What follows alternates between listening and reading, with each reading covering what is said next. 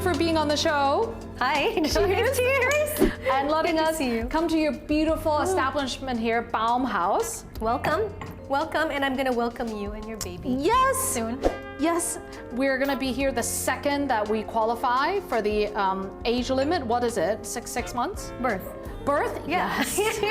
Yes. Yeah. Mommy needs a coffee. I mean, everyone is musical, right? Yes. Everyone is born musical, so you would know. I'll be around. So can you tell us a bit about Baumhaus? So Baumhaus is what we call a creative arts-based family center.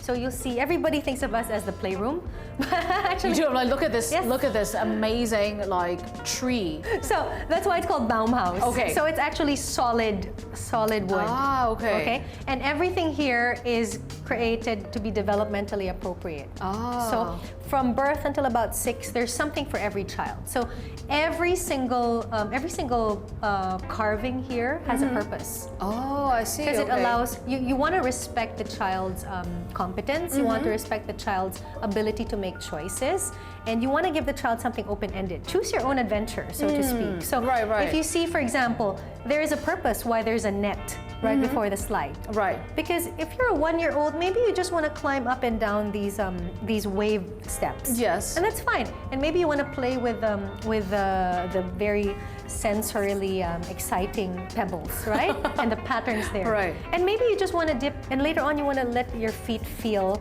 the net. Yeah. But you don't need to slide, Right. slide down. You don't need to cross over. And what we want to tell parents is you can trust your child. So this is completely safe. It's Right. following the EU standards for playground. There is a recommended ratio Right. that we need to follow.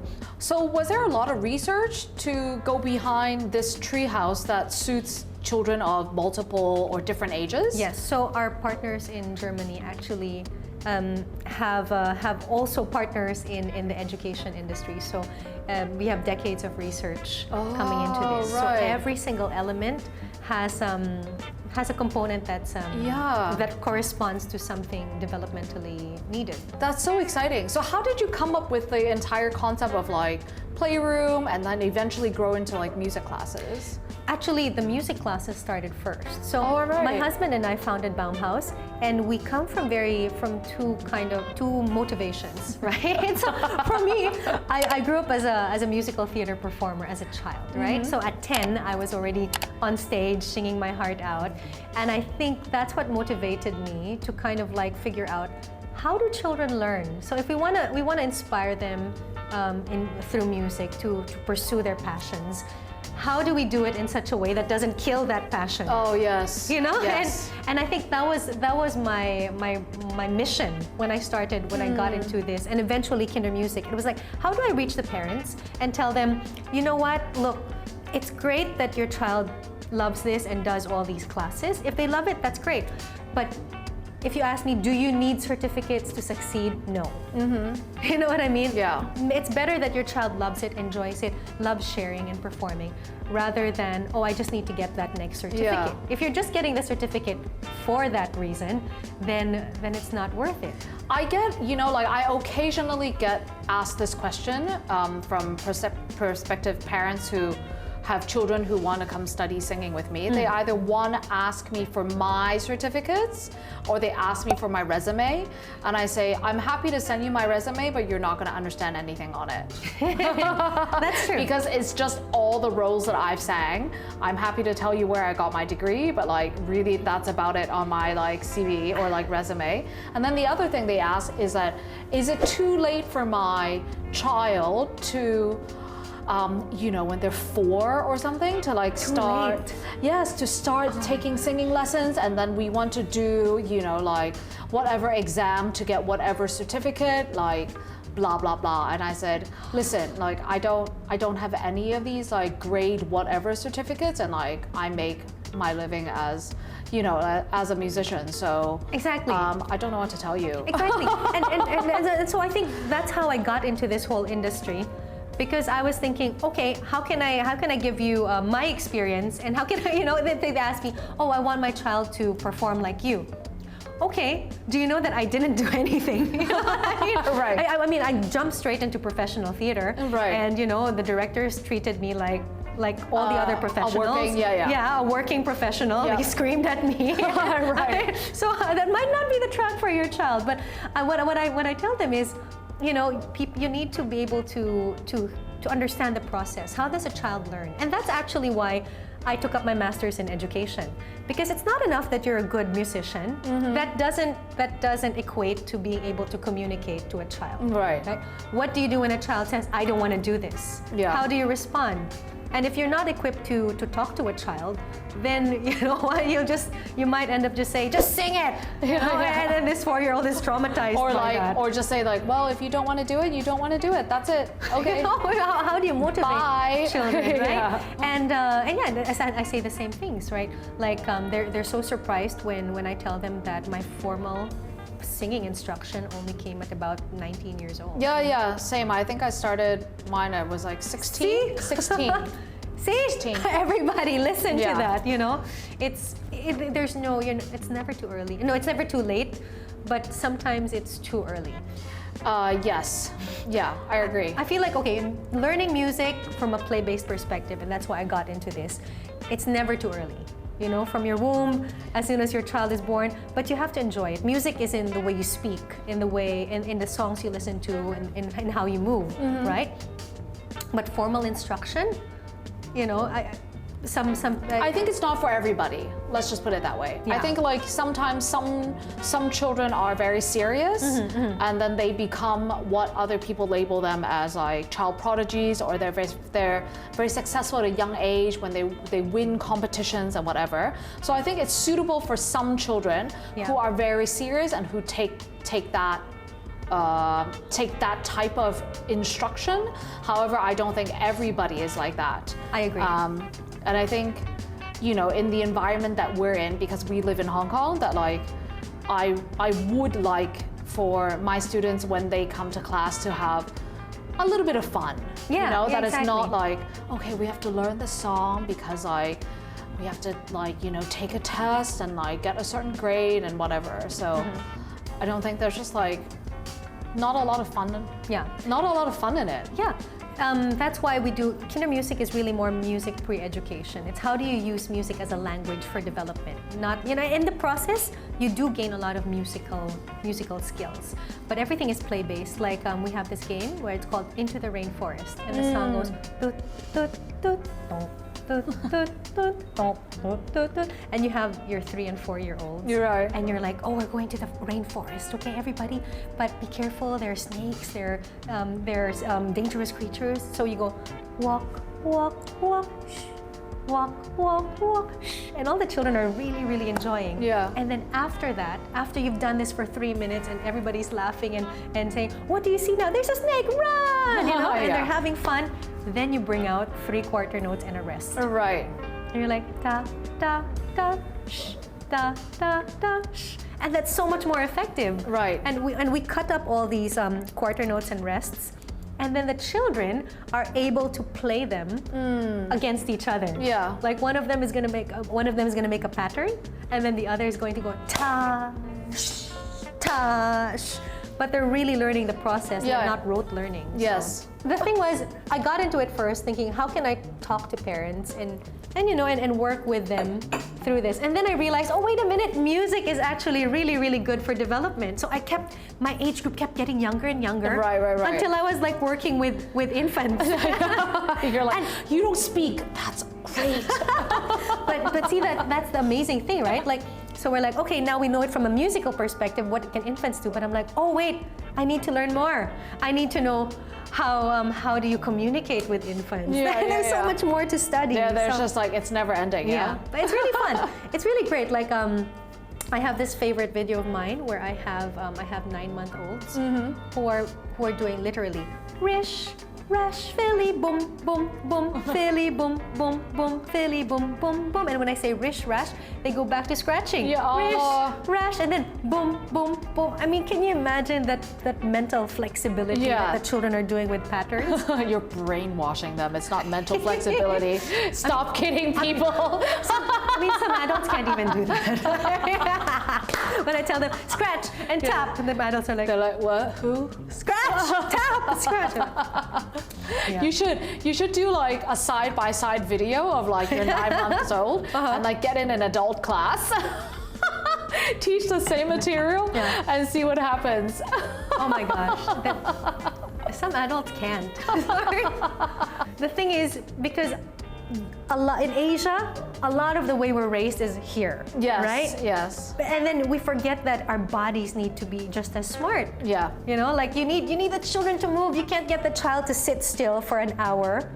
And then, you know, it doesn't serve the child. At the end of the day, you want them to be moving before they're 6. Yes. You know, running, rolling, or whatever, so that by the time they're actually in primary school, Yeah. their bodies can actually sit Right, still. right, right. If their bodies never learn to be strong, then their brains are so focused, but their bodies can't follow. You know, their bodies can't keep them up. Yeah.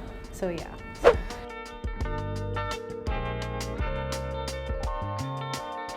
So, okay, what about your social life during I mean, not just your social life, but like everything else, like, you know, as a performer, your career, and Baumhaus, like during the pandemic? Oh, we had no social life. I'm really hoping that like, you know, like we're coming at an end and I don't have to like bring this up as a talking point anymore. Oh, hopefully not. Hopefully not. And there's a lot of drama, I think, in the past year. Or like no drama, basically. No, we had a lot of drama. remember, we were the group that got into quarantine first with children, because everybody else kind of got exemptions. No. And I was there in Penny's Bay. Were you? And so were my 11-month-old students. Oh my God! No, Yep. I did not know this. You all went? Well, not the whole, not everyone. Yeah. It was just like what the one affected class. Can you talk about it? Like, does your lawyer? No, I mean, has your lawyer advised you like not to say anything about this? I mean, the thing is, it's, you know, it happened to many schools. Right. You know what I mean? It was just, we were like, hi, we suspect something, and it's like, oh, so the spotlight was on us. And I'm like, right. but I mean, it was all over the news and everything, and I'm like, can you correct this news and that news? And no one's affected. We're all vaccinated. You know what I mean? It's like, dude, it was a nightmare. But the thing was, that's when we realized that our community around us was really, really supportive. That our 6 years, you know, building a strong community with the families, and that strong trust, and it was really, you know, was really what pulled us through.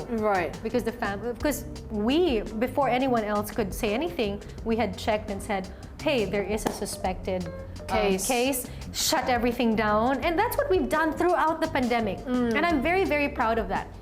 We never really had to close, but we would always preemptively close. When we would count the numbers, we would say, okay, it's close to home, or it's already getting uncomfortable, shut everything down. Right. Because working with children and families, you need to give them advance notice. Right. You don't want to just say, oh, it's shut off tomorrow because there's or like a case in 2 nearby. hours. Yeah. So we would have to give, let's say, 5 to 7 days notice, maybe 5 days, you know, or at least a weekend. We'd say like we'd say, okay, we'd meet on Wednesday, saying draft everything.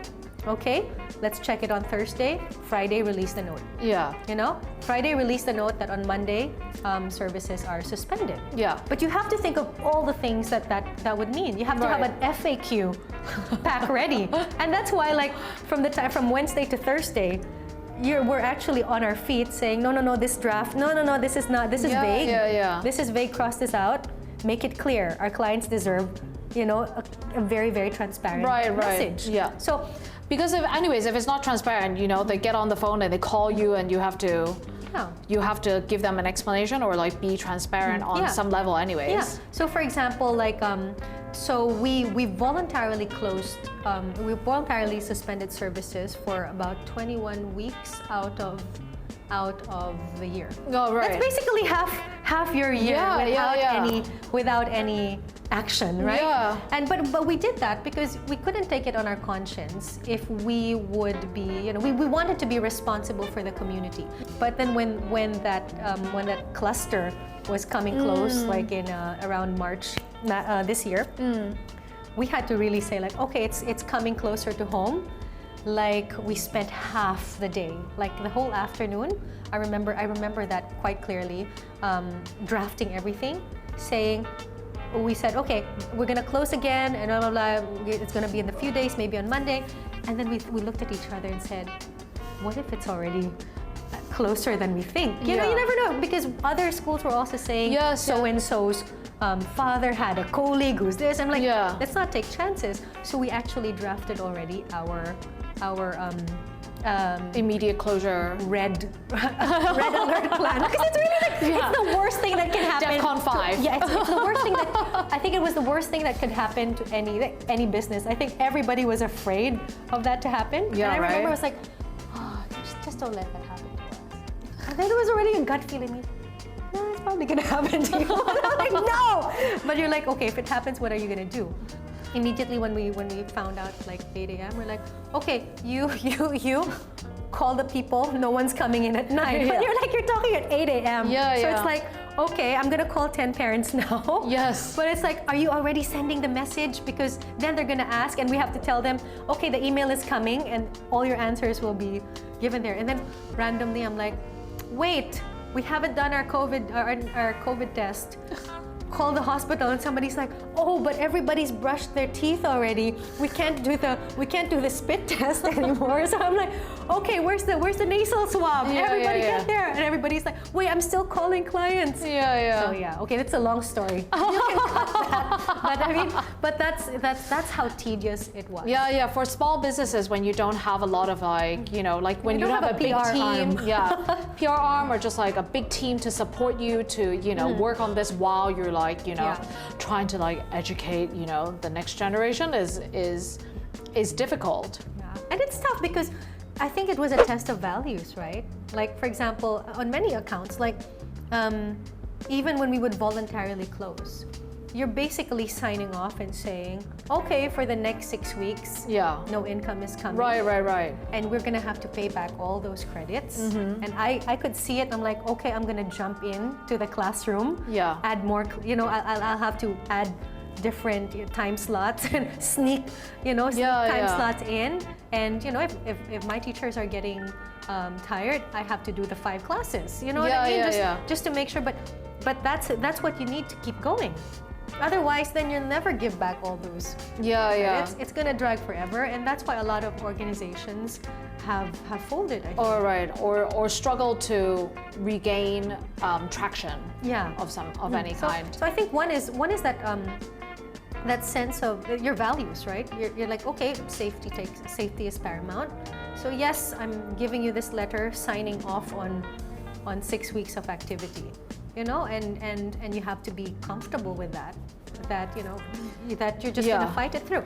The second is complete honesty, right? Complete transparency. You know, there was somebody made a joke actually. Somebody just randomly told me like, that's because you were too honest. See what happens? You get the brunt of everything. But I'm like, would you have it any other way? You know, how can? I think that's the lesson of the pandemic for me, right? Like. You realize how finite life is in general, of people, of relationships, of businesses as well. And the question is, if something goes away tomorrow, how proud are you of what you've done today? And I think that's what we were left with. What are your values, and what can you be proud of?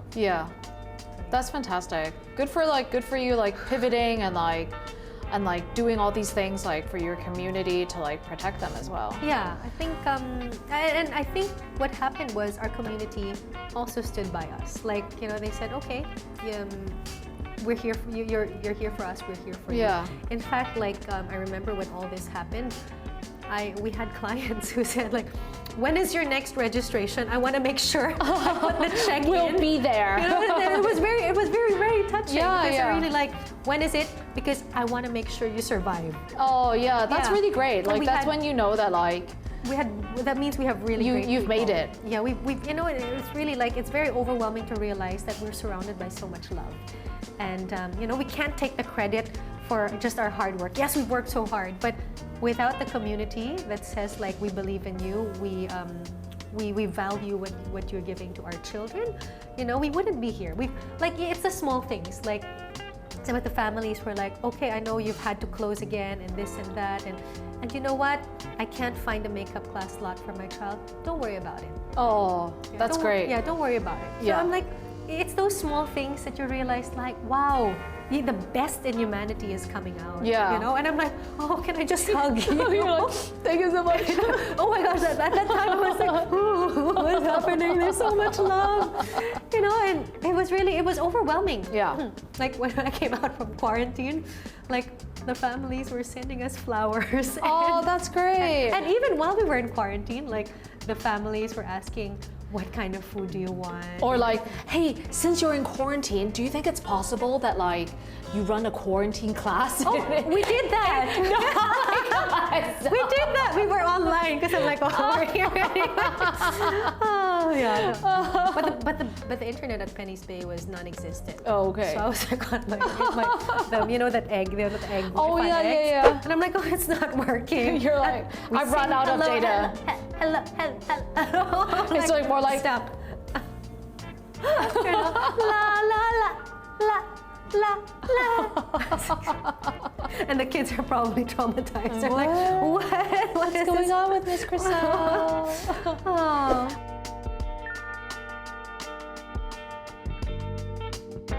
What about besides Baumhaus? What about like performing and what happened, You know how- to you, you or know like how- how did you deal with it during the pandemic? You know how they say like there's always a Greek balance in the universe. You know, like there's always good and bad, or yin yang, whatever. Yeah. Like right after quarantine, I got this. I got an email from the City Chamber Orchestra of Hong Right. Kong, and they're like, "Hey, the singer who was supposed to come from the UK will not be able to come. Do you want to come? Do you want to sing?" I'm like, do I want to take over? Do I want to take over a headline act for a concert for musicals? Yeah. Let me think about that and I'll get back to you. Let me think. Yes. And I'm like, it's almost like let me think, but I'm like thinking of my gown. Sorry. And at the time, it was still like, Thank you so much for your opportunity. I will need a minute to consider your offer. Done. What am I gonna wear? I don't know. It was very interesting because and people think like, oh, it's musicals. It's right up your alley. But I'm like, yes, but it's not that easy.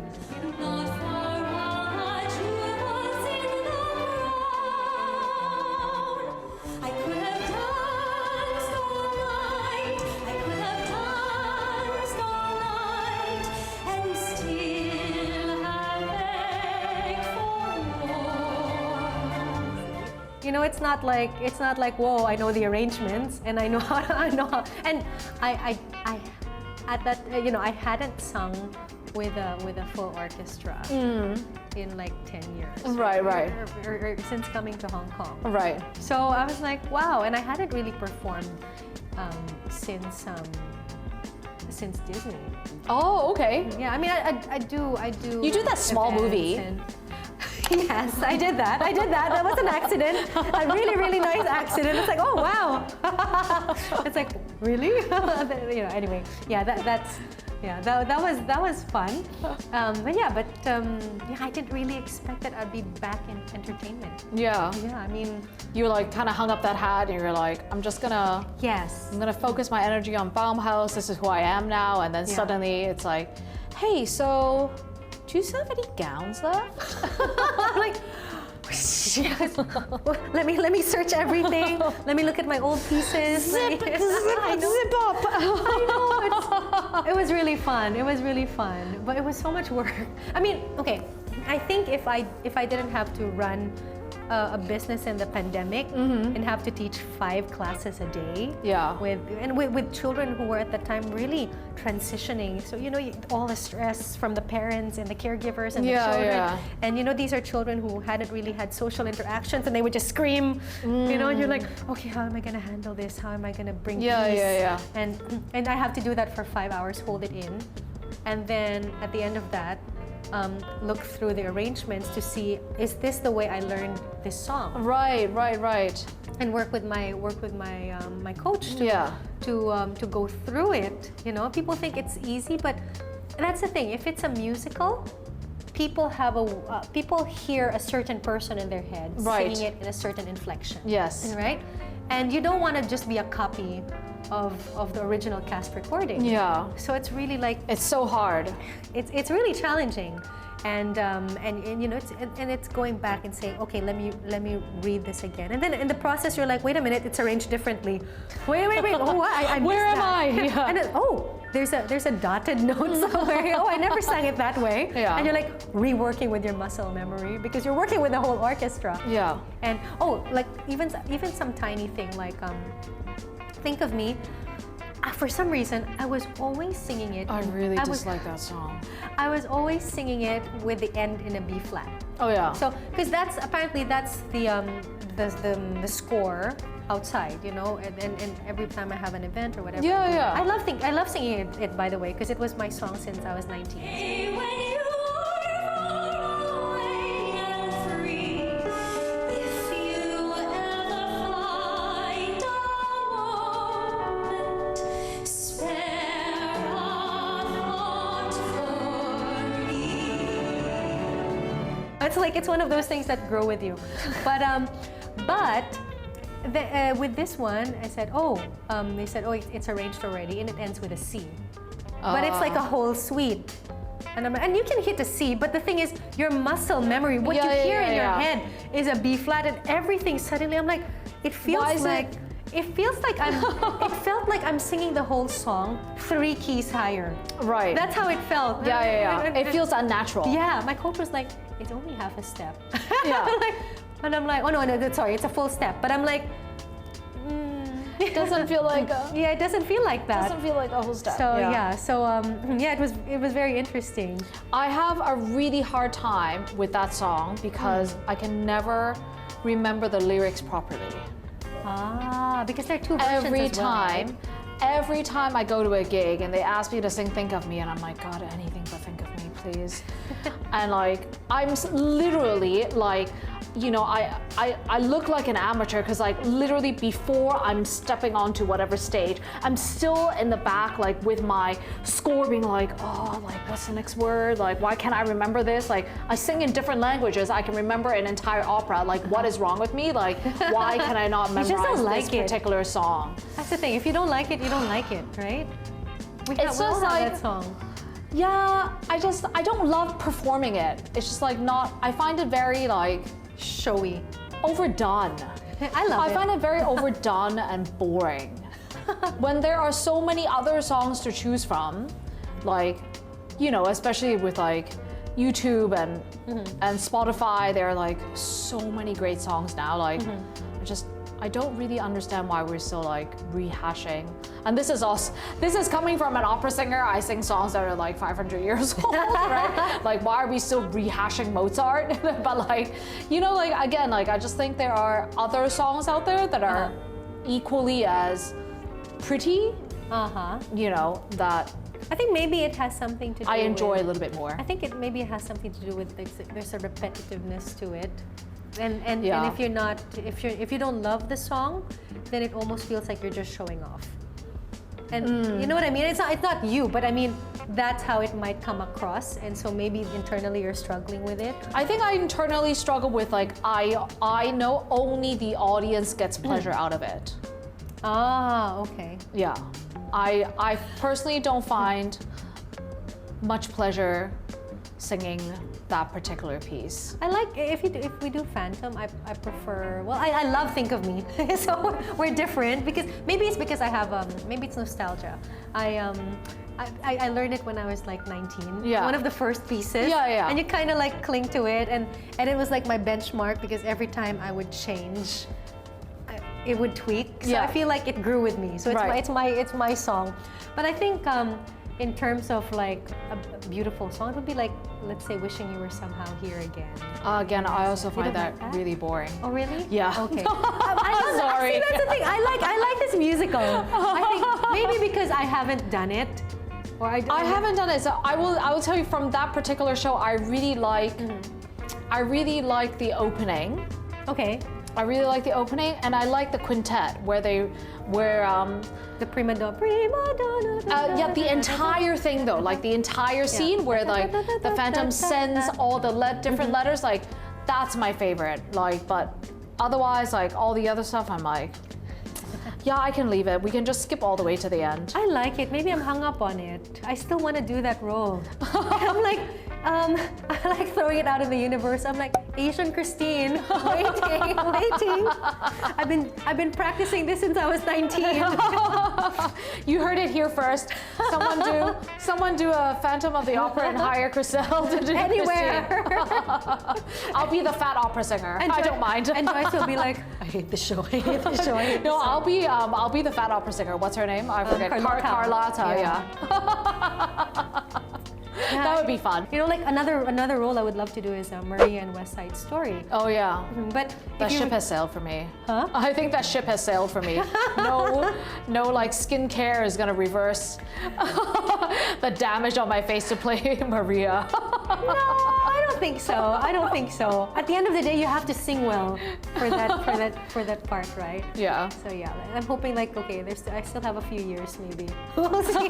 We'll see in a few months. I might get so stressed and be like, But yeah, but I watched it. I think a year or two ago. Yeah, 2 years ago already. We couldn't travel last year, so yeah, Yeah. 2 years ago.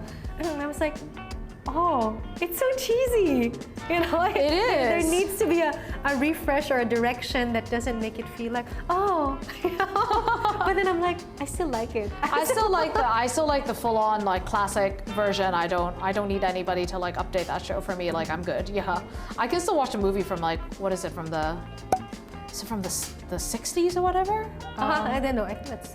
No, it must be later than that. 70s, 80s, Yeah. Maybe 80s already. Oops. It's okay. We'll Wikipedia and we'll find Oh it. yeah, we'll figure it out. So what else did you do during the pandemic besides trying to like have a career and like run your business in your spare time? You know, outside of teaching 5 classes a day for 7 days a week, Yeah. and rehearsing for a concert Yeah. in the evenings, Yeah. Yes. and you know, crying my heart out in between out of self-pity. Yeah. I finished my master's. In your free time. Yeah, I finished my master's in education. Oh, woohoo! So thankfully it was like online, but I felt really, really bad, you know, because we were all exhausted, and you know, we were already getting pandemic fatigue. Yeah. And we're just like, oh, let's finish this. Yeah, I hear you. And we have this Zoom calls, and I'm like, no, I can't have another 3-hour Zoom call. I feel so bad because I'm like, what if that were me teaching? I'd Yeah. be like, oh my gosh, our professors were really good. They were really kind.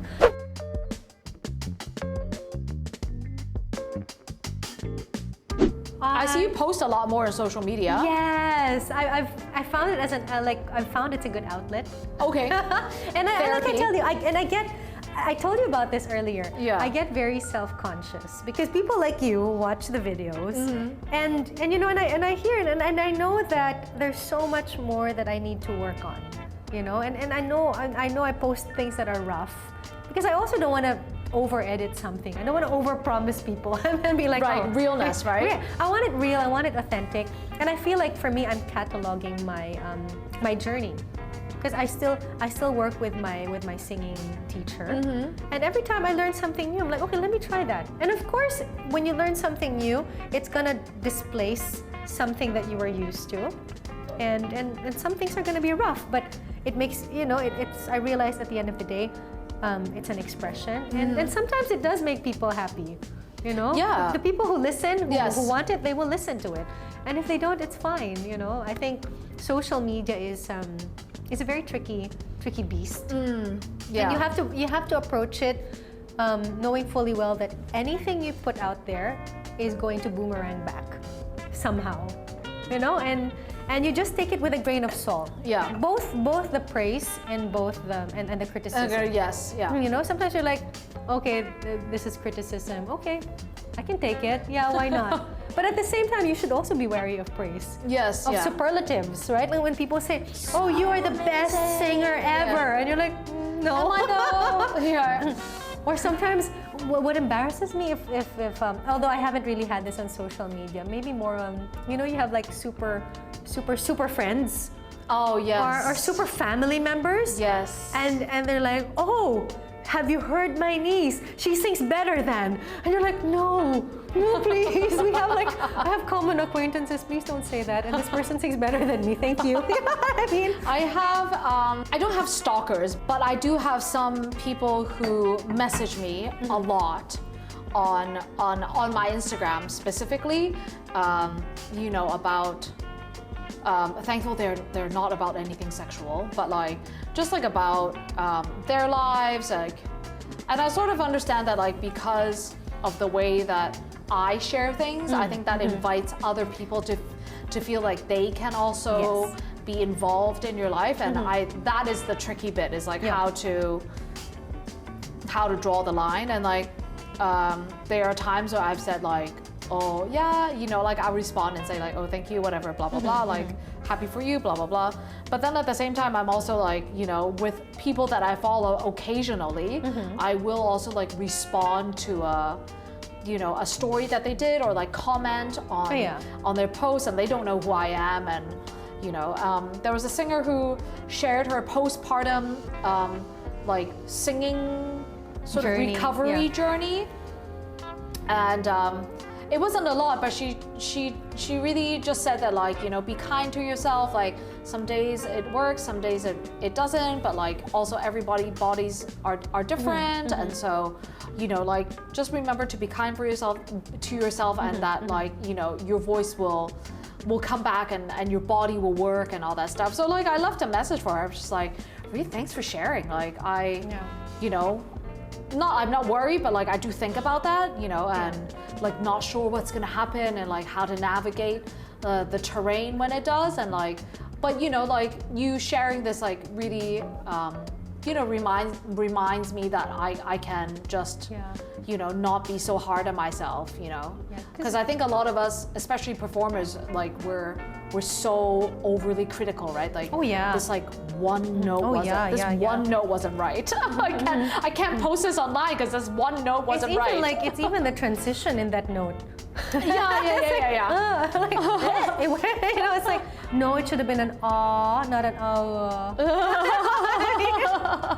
yeah, and I think especially young people, they need to hear, they need to see, they need to know that you're not always as put together. Every time you look put together, it's a team that makes you look put together. Yes. And I always say that. That's why, especially during the pandemic, I like to share about my own struggles, because I want people to know that it's an ongoing journey. You know, people see you in magazines, and they think like, oh, you have it all. But it's like, oh my gosh, no. You know, every single day you still feel like you have imposter syndrome. You know, you always feel like there's something that you need to do. And people don't know how much sacrifice and how much pain you have to get through, and how much rejection, you know. Yeah, but also this also goes back to like, you know, when people saying to you, they're like, oh, musical theater's so easy for you. You're like, well, it's easy. It's easier when you think about this is like, what, now I'm 37, so I started when I was 10. This has been a 27-year journey. So of course some things seem easier because I've been doing it for 27 years. But you know, it's not all that. It's not all that. And I think the more I learn, the more humbled I become, because it's like you're humbled by the circumstance. You're like, oh my gosh, I'm meeting new people who sing so much better, or they've invested more time, or there's something for me to learn from these people. And I think people need to recognize that.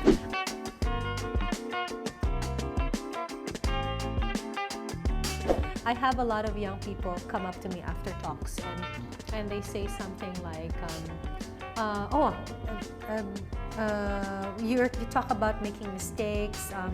Is it okay to make mistakes? And asking those questions, I mean, yeah, we're like, huh? But a lot of young people, for a lot of young people, that's really, it's really unthinkable. right. I've had somebody ask me before, are mistakes, what was it? Are mistakes reversible? Can you take back a failure? I said no. And you know, but that's what makes you push harder, you know. And what people don't realize is that there's so much brokenness inside us that makes us strong. Yeah. Right? And I think that's what people need to hear. And that's why I like that social media can be that tool to tell people that we're real. And yes, you see the award and you see the glam. the gowns and the glam. But at the end of the day, you don't see the sweat and the blood And the tears. and the tears, literally, right? Yeah. So yeah, I think there's so much we can do there. Yeah.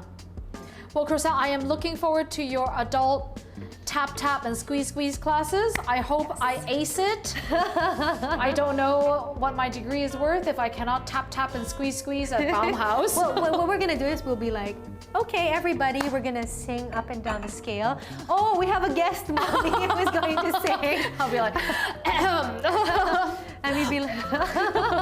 And we'd be like, oh, we've always wanted the children to hear opera. So we have a lot of parents and caregivers who sing really well. So suddenly you have I have competition, is that what you're saying? yes. Someone gunning for my job. Yeah, suddenly I hear somebody like we're doing Twinkle, Twinkle, Little Star. And of course, we're like singing it in very, very simple tones, right? Yeah. And I hear the one with overtones. Twinkle, little star. And I'm like, how I wonder. And I just harmonize that. We need to, like, when I come to class, we need to film it. It's gonna be so funny. That would be so much fun. Oh my Like, God, what if my child is tone deaf? you'll be like, do, pitch perfect. Don't be tone deaf. No. My mom will cry, like I won't be able to handle it. Oh, I can't wait! Oh my gosh, exciting! It'll be so much fun. Yes, definitely. 多謝大家收睇今集嘅容易大聲的女人， Some of a pitch. 記住 subscribe、 Like, comment， share. 下次見啦，拜拜。